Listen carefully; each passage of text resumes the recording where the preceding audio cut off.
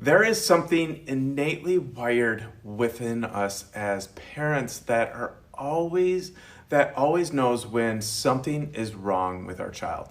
It's most commonly called that gut feeling we get. And there is some extra special meaning to it as a parent. Now, after years of listening intently to moms and dads tell the story through the case history of their child's path to an autism diagnosis or etc., I can tell you assuredly that there is almost always this gut feeling these parents report even long before the traditional warning signs that are listed on most charts inside a doctor's office or on a traditional medical website. Now, in this video, we're going to discuss the early signs of autism that have shown up in really research articles and made their way onto those traditional charts. But even more importantly, we'll dive deep into the real life stories and signs that parents continue to report to us in practice today. My name is Dr. Eric. I am one of the chiropractors here at Adio Chiropractic in the Madison and Middleton area. We focus on pediatrics, prenatal, and whole family wellness. Now, this is absolutely crucial for you as a mom and dad to watch this. Here are going to be some gut feeling moments here parents often report to us before all of these traditional signs and symptoms even arise. Feeling their pregnancy maybe was too stressful and emotional, experiencing birth interventions like induction, forceps, vacuum extraction, even C-section, and etc.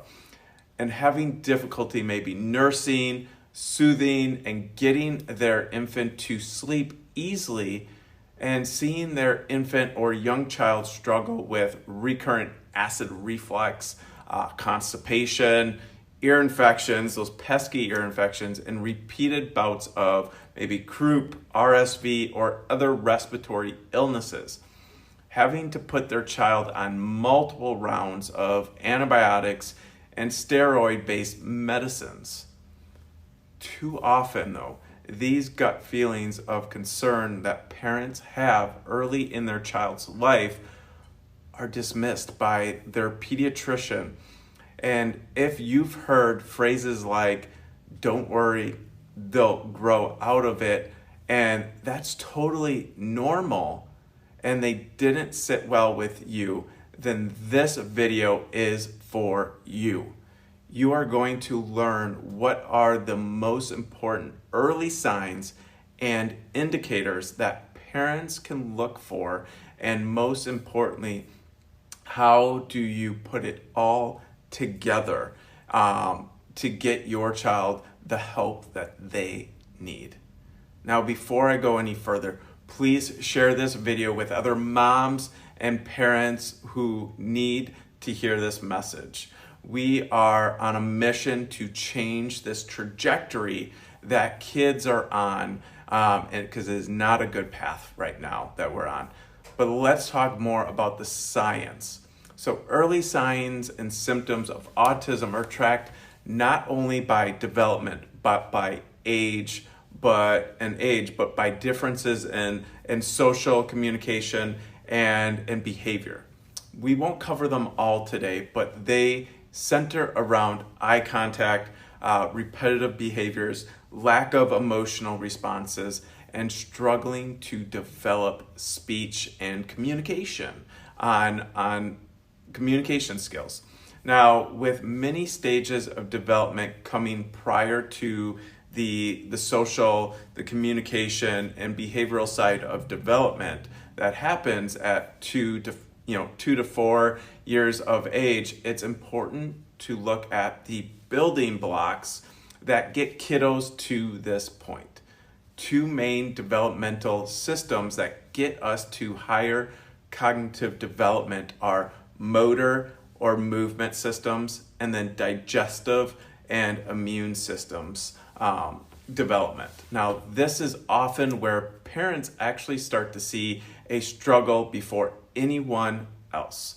Some examples of this include either they're holding their head up too soon because they're too strong, or too late because they're too weak, or they have difficulty pushing up, rolling over, sitting up independently, or we get frequent arching of their back or neck, they're stiffening and tensing, or we also have torticollis or plagiocephaly, which is flattening of one side of the head. We get delayed crawling or skipped a developmental stage. We get delayed walking or continued bouts of reflux, excessive spit up, or even vomiting, colic, or continuous crying, difficulty soothing, and sleep challenges. Chronic constipation, eczema, frequent and recurrent ear infections, and other respiratory infections like croup, RSV, and the list goes on. And then frequent and recurrent use of medications such as antibiotics, nebulizers, and with so many developmental systems involved, it is easy to see that autism is not caused by one single factor, but arises from a combination of various factors. Traditionally, autism has been viewed as primarily a genetic condition, but recent recognition of the environmental impact that has emerged, not only are the external environments, aka like the toxins, nutrition, and etc., but also the internal environment, looking inside the body and in how it's actually functioning. The key regulator of this internal environment is what we call the autonomic nervous system by the way of what we call the vagus nerve. The autonomic nervous system not only regulates fundamental bodily functions such as breathing and digestion, but it also plays a vital role in motor tone, into immune function, into speech, socialization, and emotional regulation. All symptoms that are often paired with an autism diagnosis. Now, combine these struggles and symptoms to clinically define it as what we call dysautonomia, which is an interference or dysfunction in the autonomic nervous system, the primary controller of all our internal environment. So why is pediatric chiropractic so important to this? It's simple, because it all begins with our focus on the main, widely important operating system, the autonomic nervous system, and more specifically, the vagus nerve. Let me make a very important distinction. We do not treat autism or in any way provide a cure. Our goal is to work to restore balance to the autonomic nervous system by improving neuromotor tone, movement, and coordination. If a child is stuck in any of these development above or dysautonomia at play, then if they are getting all the other appropriate therapies, PT, OT, speech, ABA, etc., on a perfect diet, taking supplements, and so forth, they will struggle to see results as long as that nervous system stays in a fight and flight and disorganized state. So let's get into a story. Parent was told that they don't know what the cause of autism is, and there's nothing that the parent can do to really help it, and just keep doing all of those therapies that they already have been doing, and just hope for the best. And they were probably going to have to put their child into a special home when he's older, since that they're going to be too old to really handle him, and that he will never talk and he will never walk normally.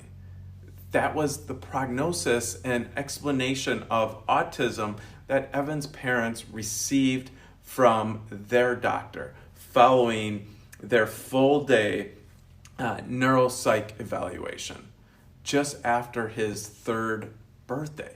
That's devastating as a parent. No answers, no hope or helpful action plan.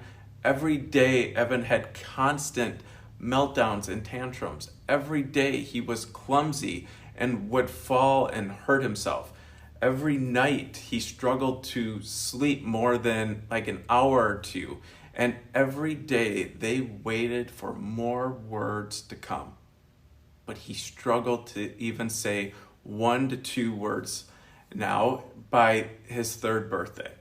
And on top of all of that, Evan's gut, his immune system, were in constant struggle even after all sorts of diet changes, supplements, and detoxes.